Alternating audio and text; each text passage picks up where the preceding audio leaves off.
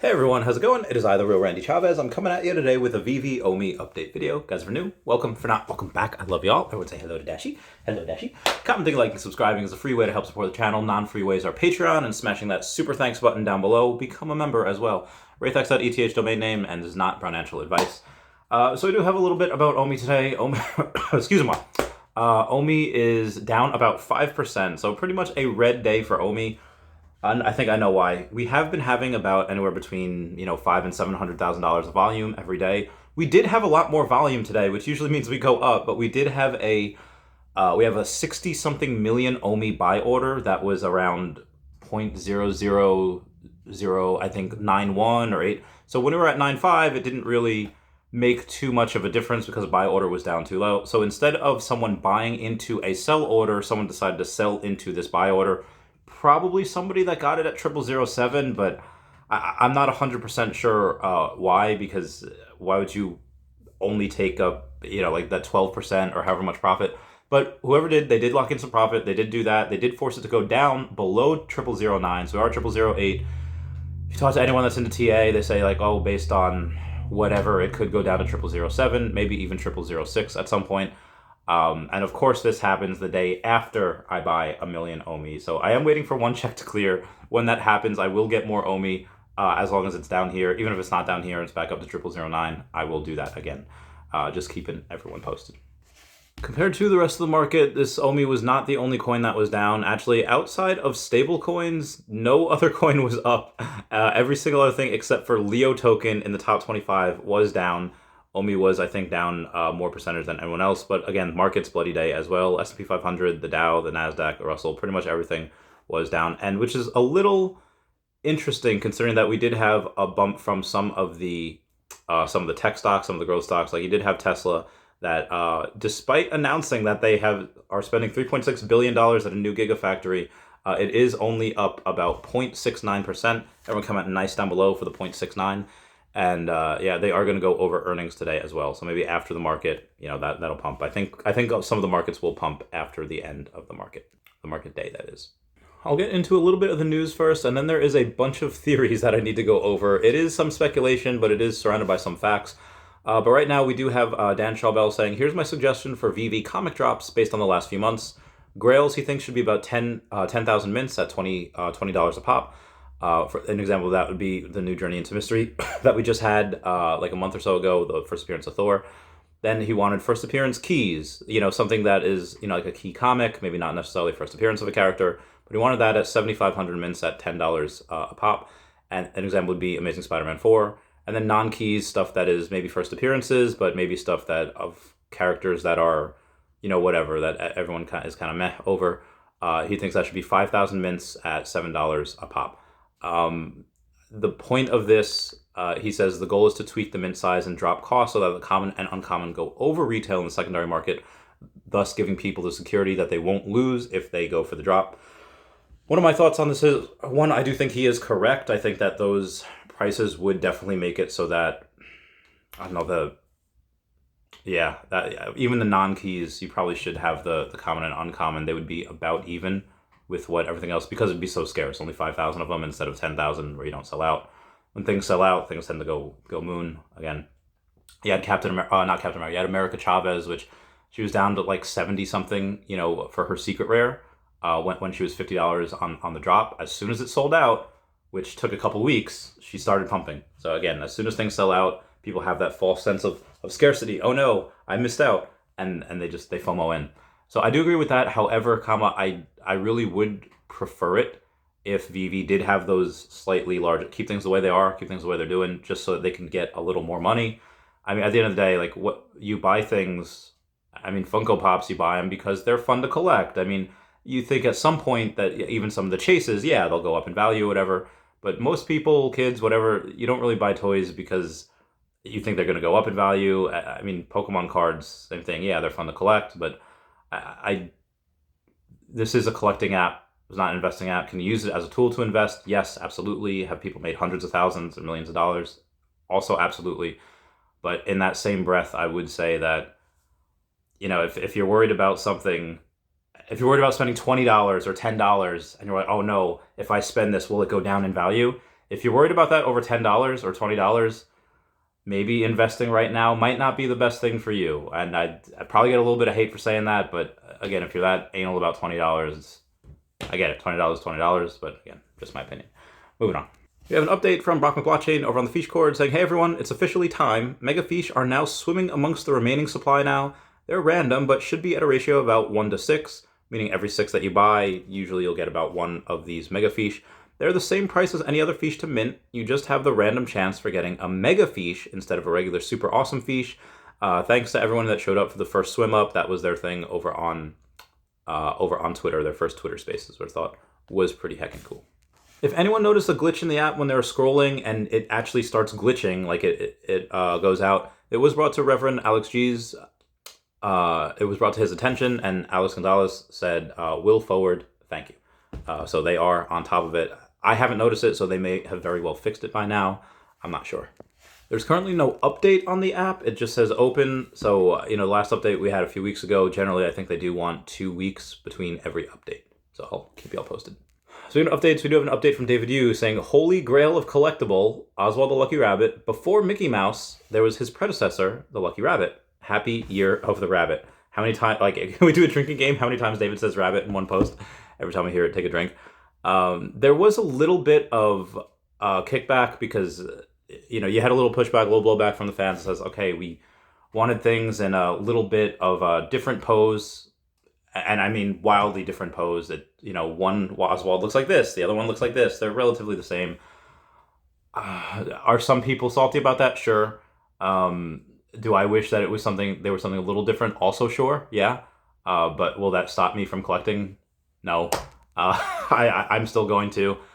Will I get one off the draw? I really do want the animated one, the secret rare and the both secret rares. They look good and they're scarce, which is great.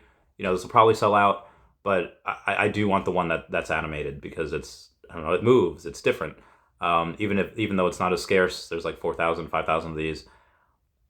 When we have millions of people on the app, it'll be scarce as well. It won't really matter, and it's animated. David Yu also has another update talking about Marvel's Amazing Spider-Man #2, and it is the first appearance of Vulture, and David had said this is another key issue. So this is something that he likes as well. Yeah, he likes both of these. Speaking of David Yu, and here's the first part of the speculation here. We do have Gavin Weeks say, David Yu, nice catching up a few weeks ago. And this by itself, which I'll go through it first, and then I'll go through the thing with what I was reporting on yesterday. So Gavin Weeks, who is a guy, slightly under 10,000 followers over on Twitter, which is fine, but he is a dev and the creator of Colex. What is Colex? Colex is an amazing dev team that they have been working together for a while. They are very efficient. They're very good at what they do. And they worked on a little project called Hero. Hero that has all these amazing things that I've talked about in the last few videos. I'm super proud to be part of their team. I'm waiting for them to do a marketing, which again, bear market. They may or may not do that in the bear market. They might wait for the bull, but they do have something that is, I don't want to say special. I mean, it is when you have DC Comics, over on the Palm, and you have that. They do have something special between the Bat Cows, Hero, and DC Comics. They do have a nice little trifecta of DC. Also, I will say that, people in the industry talk. People in, I hear things. There are most other platforms outside of VeeVee are not making money. They are bleeding money. They paid millions or tens of millions of dollars for their licenses, and they're just not doing well. Having said that, one could imagine that some of these people, now that they're in a bear market and they over-leverage themselves, they might not be around too much longer. I don't think that's the case with Hero. I know Hero constantly has money coming in. It's not like Recur where they haven't had a drop in a while. It's not like, like Autograph.io that, that thing is dead. What I see Hero doing is I see them consistently making money. They keep consistently turning out new product. I don't know if there are any people that stream exclusively Hero stuff. I know that there is some people from the VeeVee fam that do stream about Hero in conjunction with VeeVee. But I don't believe Hero is one of those people that are one of those companies that's looking to get bought out. That being said, when Gavin Weeks is talking about David and he's saying, oh, hey, nice catching up a few weeks ago, on the same day that Reese says, yeah, we're looking to double our dev team. I mean, and it's not like they're looking to, like, they are doing it. Like, they are doubling that dev team. I don't know how many people they have in-house devs. You know, going from 2 to 4 is obviously nothing, but if they had 30 and they're going to 60, I think that's a significant amount. I think that's significant. And when you take a look at what the Colex team has done, I think it is possible that you do have a collab incoming. When asked about it, we have someone's name Musty says collab incoming, and Gavin Week says, nah, just saying hi. But, you know, why would you go and tease that over on the Twitter? Again, this is just a theory. I have many other theories, but I would say that most likely, if they are looking to hire a dev team, and, you know, Gavin teases that with David about Colex, maybe they're hiring them. There is a possibility, again, what I said before with companies being overvalued, I don't have access to the hero books to see, like, okay, well, here's their top line revenue, here's their gross margins, here's their debt, here's, you know, I don't have that. I would imagine that they're making money. I'd imagine that they're in the black. If they're not, or even if they are, you know, no, how are small businesses usually valued? Usually 3 to 5x of what they're making. You know, let's say they made 150 million last year. Well, you know, okay, well, what is 3x that? Okay, well, that's $450 million. Are they worth that? Could VeeVee buy them? It's possible. I think it's very possible that VeeVee could buy them if they wanted to. Is that something that would be... And again, the only reason I'm addressing this is because I know somebody's going to put 2 and 2 together and be like, oh, hey, this could happen. I don't know if there's any evidence of that happening. If there is, I don't think there would be any reason to. That's a lot of money to spend on something where most of their fan base is people from the VeeVee fam in general. So I don't think it would happen. I'm going to go out and say there's a 98% chance that that is not happening. It's just something that I know I'm going to be asked about. Again, I was talking about the Spider-Man thing from a different wallet. I talked about that a week ago, and for whatever reason, people ignored it. And I wake up to a bunch of FUD on my Twitter today saying, like, oh yeah, where's the Spider-Man thing happening? For those of you that don't know and missed my video on it last week, there was somebody that happened to buy a Spider-Man from a common, I think, from the store. This was in 2021, the first appearance on the blockchain, and somebody looked at it on a Mutascan, and it wasn't from the known VeeVee wallet. It was from another wallet that it came from. Now, most likely, this is just another VeeVee wallet that they have, and it just, you know, they put it there. And why would they do that? I mean, if you're trying, and again, I don't know, all just speculation. I'd imagine that while they were trying to migrate to Immutable X and they don't want to go and really flood the market or slow it down, they would say, hey, here's a separate wallet where lesser transactions happen. Again, I don't know. If you're a dev, comment down below your theories. Anyway, that is some speculation of the day. Got 2 speculations and topics in one video. Anyway, moving on. We do have Brock McBlockchain going out and tweeting. A lot of people seem to be upset. I like Oswald more than I like Mickey. Sometimes the animation is done to match what was. Oswald's animation is old-timey, so it fits. I'll grab one, likely off of secondary. We do have VeeVee Viral go out and post. I'm not a big fan of the new public push to roll out features every 2 weeks. This is something else that Reese had gone over in an interview yesterday.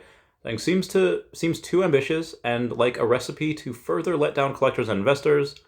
I'll settle for one every 2 months. We could have crypto pay-in, MCP, OMI to NFT, VeeVee versus Phase 1, and staking all this year.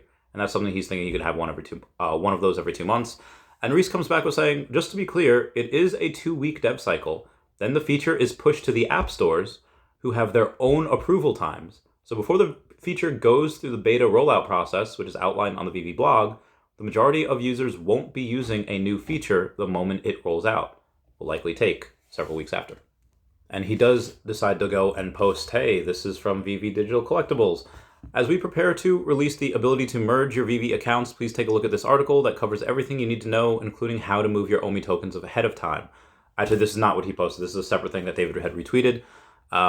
This is important. But what Reese did post is he posted the outline that VeeVee had where they posted another blog on Medium. Go take a look at all the blogs they posted the past, I don't know, week, and you'll see it.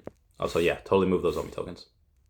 Anyway, guys, that's it for me. Please comment, like, and subscribe. Comments are good for the YouTube algorithm. I love y'all. Everyone say bye-bye to Dashi. Bye-bye, Dashi. I love you guys. Bye. Meow, meow, meow.